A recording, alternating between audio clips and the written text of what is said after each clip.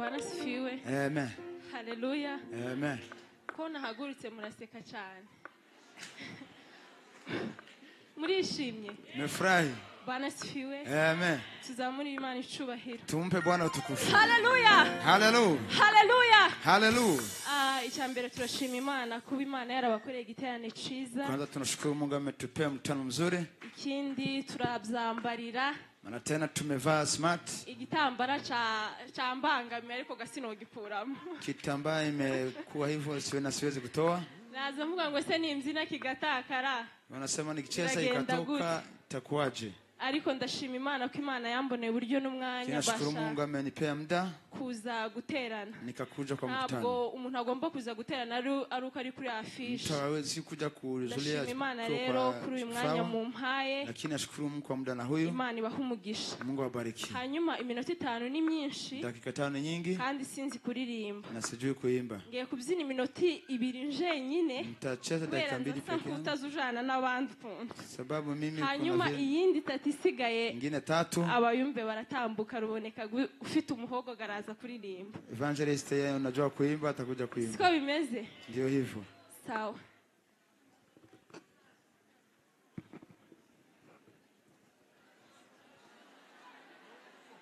Wamuja mu birere.